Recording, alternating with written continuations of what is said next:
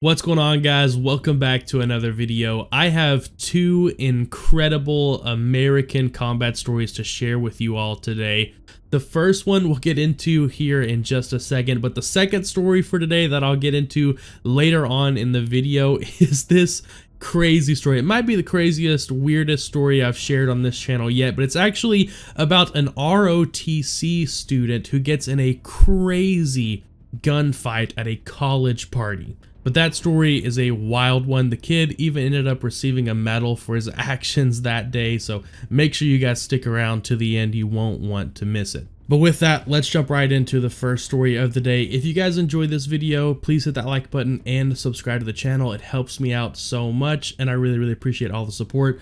But if you guys don't enjoy this video for any reason at all, feel free to hit that dislike button and make sure you leave me a comment down below letting me know what I can do to improve my future videos. Any and all feedback is greatly appreciated here. August 22nd, 2007, Staff Sergeant Eric R. Phillips was asleep high up in the mountains at Ranch House Outpost, approximately 7,000 feet above sea level in the Hindu Kush mountain range of Afghanistan. Around 5 o'clock in the morning, two soldiers ran into Phillips' room to alert him that they were under attack, but he was already awake and on the move. He was abruptly woken up by the sound of AK-47 rounds slamming into the side of the building he was sleeping in. Somewhere between 60 and 80 Taliban fighters had drafted a well-prepared, three-pronged attack using detailed mapping of the compound. We still don't know exactly how the Taliban got their hands on this detailed mapping of the compound, but after the battle was over, the army actually found a video that had been posted on a Taliban extremist website that showed the same Taliban fighters preparing for their assault on the compound, and they were using what appears to be a very detailed map. Their plan was to overrun the forward operation base. Only 22 American soldiers were there at the time, working alongside Afghan National Army soldiers. Small arms fire and rocket-propelled grenades were flying at every defended position. They were outnumbered and outgunned.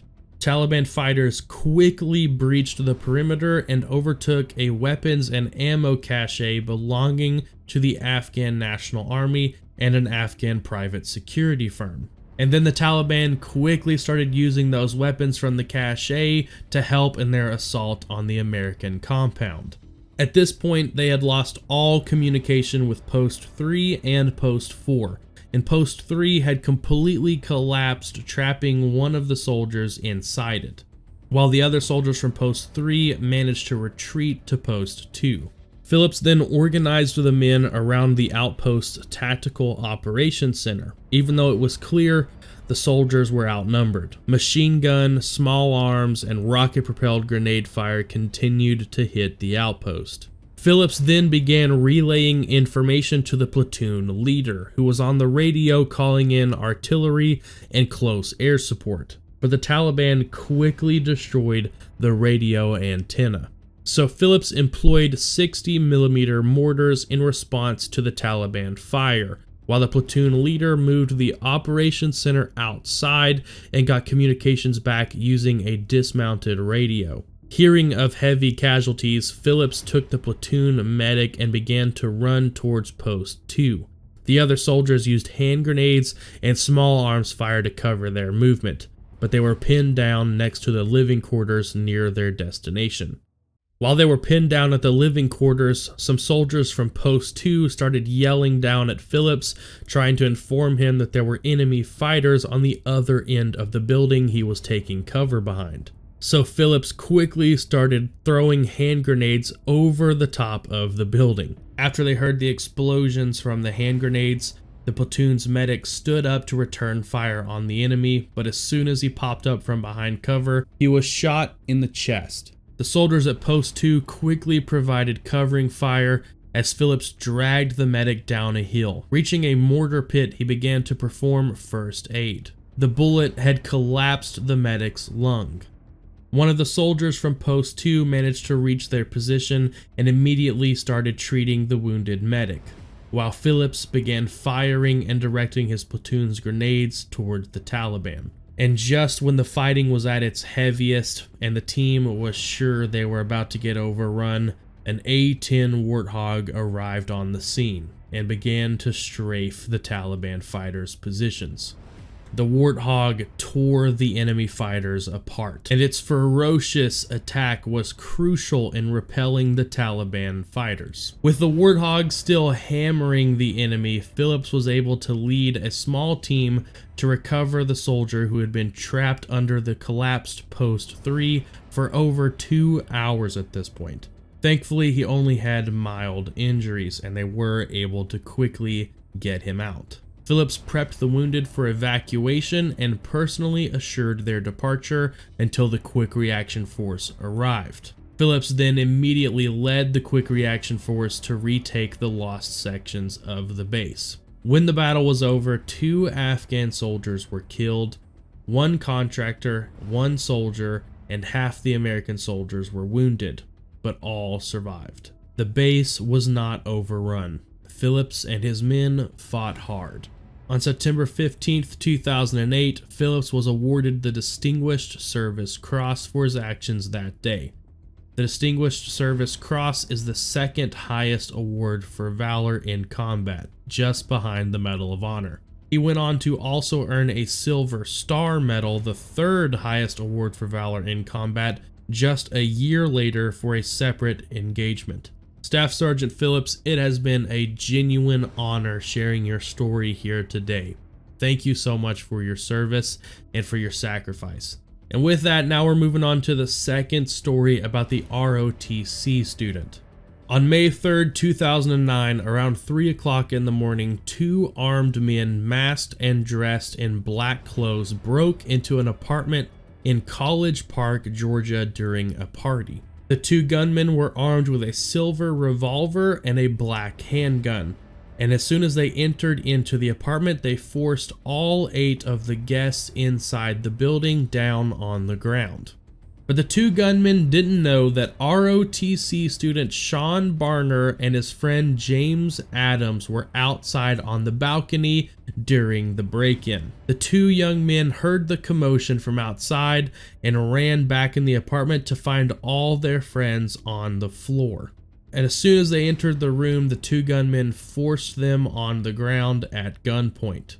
The gunmen then proceeded to rob everyone at the party, taking their wallets and cell phones. They then separated everyone at the party, putting all 6 men into one bedroom, 2 women in another bedroom, and leaving 2 women in the living room. The gunmen then informed the guests that they were going to force the girls to sleep with them and then kill everyone at the party.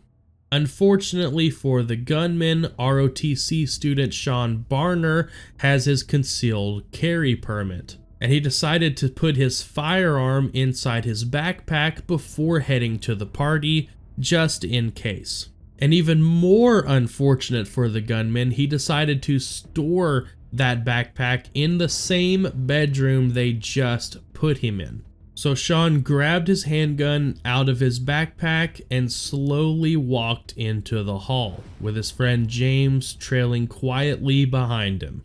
Coming around the corner, he quickly fired several shots in the living room towards the first gunman, who then fled out of the front door. But the second gunman was still in the other bedroom with 2 girls. So Sean quickly went down the hall and forced open the door and opened fire on the second gunman, hitting him in the face and thigh as he attempted to escape through the bedroom window. One of the 2 girls was unfortunately caught in the crossfire between Sean and the gunman and sustained a gunshot wound, but she made a full recovery. The second gunman, however, was found dead outside of the apartment. During an award ceremony in 2011, Sean Barner was awarded the Navy and Marine Corps Medal. It is considered the highest non-combat medal a sailor or Marine can be awarded.